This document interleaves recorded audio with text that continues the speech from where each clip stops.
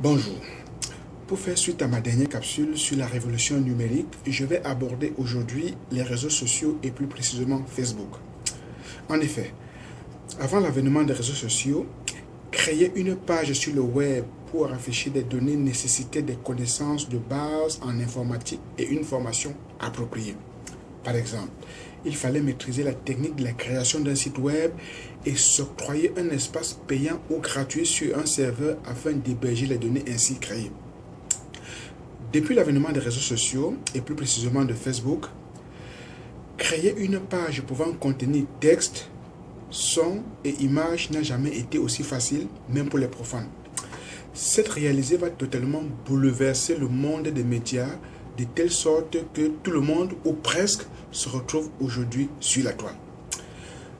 Avec l'apparition des téléphones intelligents munis d'appareils photo et de caméras, le paysage médiatique va connaître une mutation en profondeur, transformant tout ordinateur ou tout téléphone intelligent en une chaîne multimédia où l'on peut lire des textes, regarder des photos et visionner des vidéos.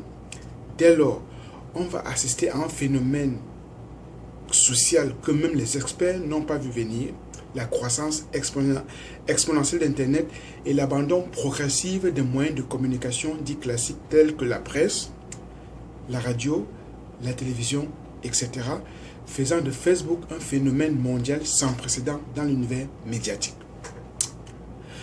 Sans chercher à m'attarder sur les fondements historiques et technologiques de ce phénomène, je vais à présent vous livrer quelques réflexions sur la façon dont Facebook influence nos vies et aussi son impact sur les mentalités, parfois positives, parfois négatives. Nous vivons aujourd'hui sur Facebook ce que je qualifie de révolution des mentalités. En effet, Facebook se caractérise par le déploiement public des atouts de chacun sous la forme de listes d'amis, de photos, de vidéos, d'éléments biographiques, de projets réalisés dans le but de les partager avec nos amis et par extension avec les internautes. Par exemple, je me trémousse devant ma caméra, je prends en photo le magnifique plat que je viens de cuisiner, je joue avec mon chien, je joue avec les enfants, etc. dans le but à la fois ludique et utile de communiquer avec mes proches et de leur transmettre mes états d'âme. Seulement, ce nouveau phénomène a un impact sur nos comportements dans la vie de tous les jours. Ils accentuent les changements dans les modes de vie et favorisent le développement des comportements malsains dans lesquels nous avons tous ou presque embarqué. En plaçant l'individu au cœur du système social, le web social Facebook en tête a contribué largement à faire passer l'égocentrisme contemporain du stade d'une affection banale à une maladie chronique contagieuse, et ceci dans toutes les tranches d'âge. En effet, une nouvelle forme de lien social où le jeu occupe une place centrale et incontournable est en train de prendre place dans la société moderne. Cette réalité banale se manifeste dans le selfie, comportement né de la révolution numérique et vocabulaire nouveau entré en 2016 dans le Larousse qui désigne un autoportrait photographique. Ainsi, on va voir apparaître sur le web une armée de narcissiques décomplexés, érigeant l'autopromotion en une activité à valoriser. Dans ce narcissisme primaire, certains utilisateurs poussent l'audace un peu plus loin en adoptant une attitude qui frise l'exhibitionnisme, voire de la pornographie, dans le but d'attirer l'attention des admirateurs qui se délectent dans un voyeurisme masqué en manifestant une hypocrisie crasse qui consiste à écrire des commentaires fantaisistes devant ce qui apparaît comme de la pure bêtise humaine.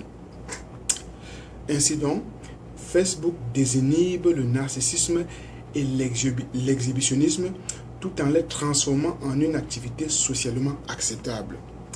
Cette situation trace les contours d'un type nouveau d'être humain que j'appelle l'homo numericus. Il n'écrit plus, ne pense plus, s'auto-glorifie et communique par les réseaux sociaux. Son rapport au monde ne passe plus par les méandres de l'intériorité, de la sagesse ou de la profondeur de l'âme, mais par un réseau virtuel dont la nature repose dans la publicité, la pseudo-gloire, la pseudo-popularité l'illusion du bonheur, etc., excluant tout obstacle à la transparence, au bon sens, en particulier à la profondeur de l'âme. Cette quête quasi obsessionnelle de la popularité est devenue le passe-temps favori de certains Facebookers qui scrutent leur page 5 minutes afin de comptabiliser le nombre de mentions j'aime ou de commentaires laissés sur des images postées parfois qui frisent le ridicule. Narcissisme primaire et collectif exacerbé, égocentrisme, l'illusion du bonheur marquée par cette tendance morbide à étaler son bien-être à la face du monde, même si la réalité est autre, exhibitionnisme résultant le plus souvent d'une recherche accrue de l'attention, hypocrisie collective devant la bêtise humaine, voyeurisme, la quête quasi obsessionnelle de la célébrité, etc. Voilà ce qui caractérise l'homo numericus, qui ramène l'homo sapiens à un stade antérieur de son développement. Et force est d'admettre qu'au XXIe siècle, il est urgent de repenser l'être humain au lieu de le considérer comme un simple bipède relevé sur 2 pattes, parfois intelligent, qui est capable de fabriquer des téléphones qui font des photos.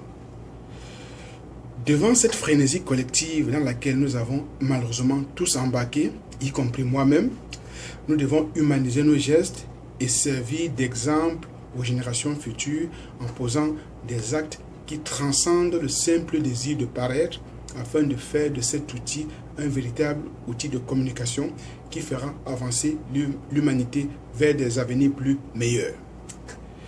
Merci de votre attention et beaucoup d'indulgence si vous trouvez mes idées schématiques et caricaturales. À très bientôt.